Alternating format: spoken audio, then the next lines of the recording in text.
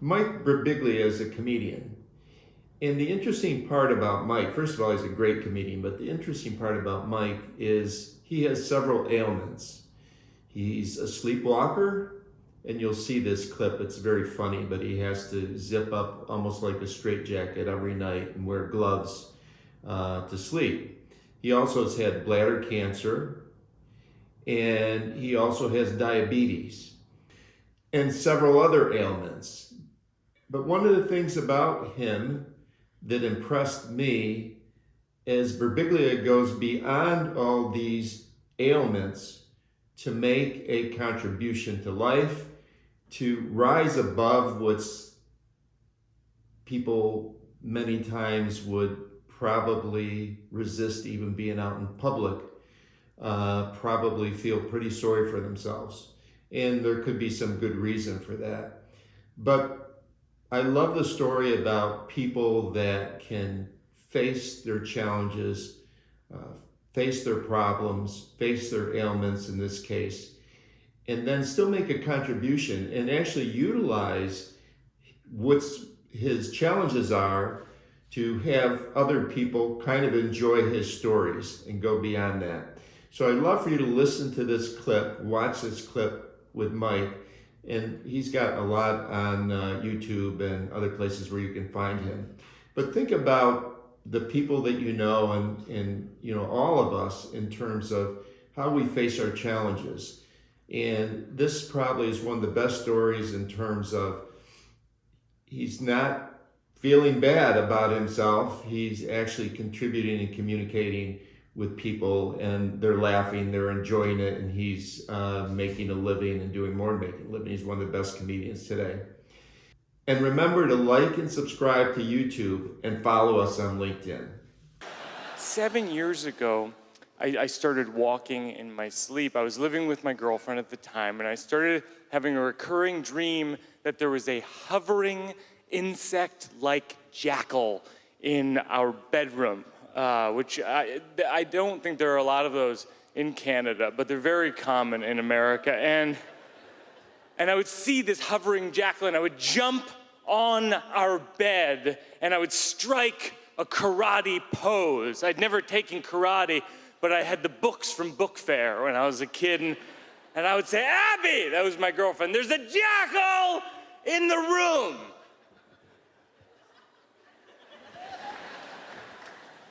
And she got so used to it that she could talk me down while remaining asleep. Well, around this time, I remember thinking, well, this seems dangerous. Maybe I should see a doctor. And then I thought, maybe I'll eat dinner.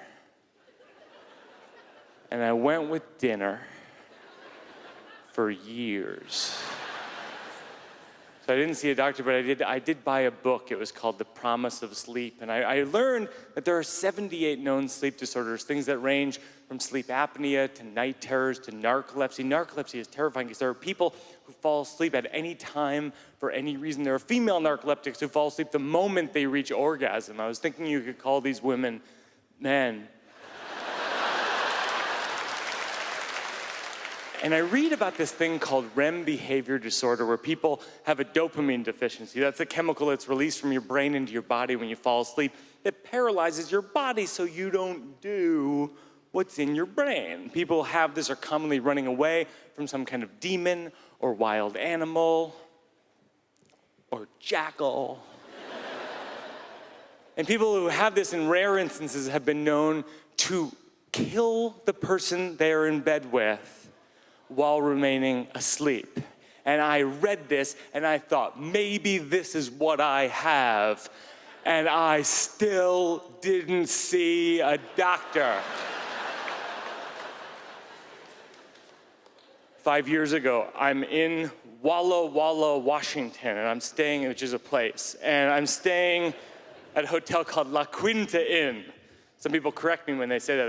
They go, no, it's La Quinta. I'm like, that's not fair. You can't force me to speak Spanish. I didn't press 2 or whatever. So I'm at La Quinta Inn in Washington, and I'm up late. You know, I'm on the internet, and I'm eating pizza, and I'm watching the news, and I fall asleep, and I I have a dream that there is a guided missile headed towards my motel room, and there was all these military personnel in the room with me. I jump out of bed, and I say, "What's the plan?" And they say, "It's come to our attention, the missile coordinates are set specifically on you." And I say, "Well, that's very bad. I don't have a plan for that one." So I decided in my dream, and as it turns out, in my life, to jump out my window so as to detonate outside the window for the sake of the platoon.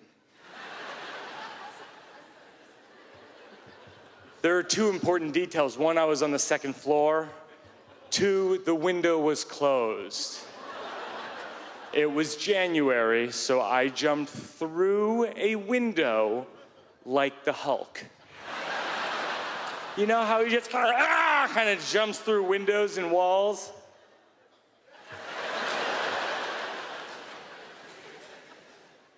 I have a habit of preemptively shouting when something traumatic is about to happen. If someone were going to come up to me and punch me in the face, I would just go, "Ah!" Thinking maybe he'd be like, "This is weird, I'm out of here. I'm not punching the shouting guy."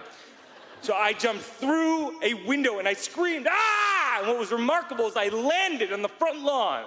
And I took a fall and I got up and I kept running. And I'm running and I'm slowly realizing I'm on the front lawn of La Quinta Inn in Waya Waya, Washington, in my underwear bleeding. And I'm like, "Oh no." But in that moment, I swear to God, I was relieved that I hadn't been hit by the missile.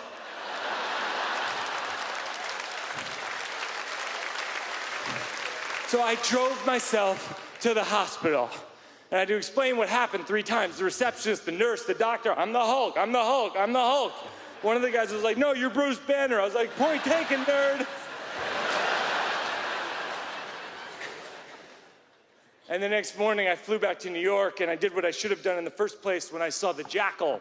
I went to a doctor who specializes in sleep disorders, and I was diagnosed with REM behavior disorder. And so now when I go to bed at night, I take medication, and I sleep, and I'm not making this up, in a sleeping bag up to my neck, and I wear mittens so I can't open the sleeping bag.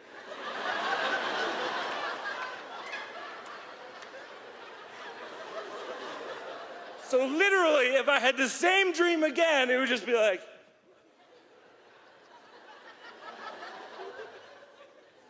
"Ah!"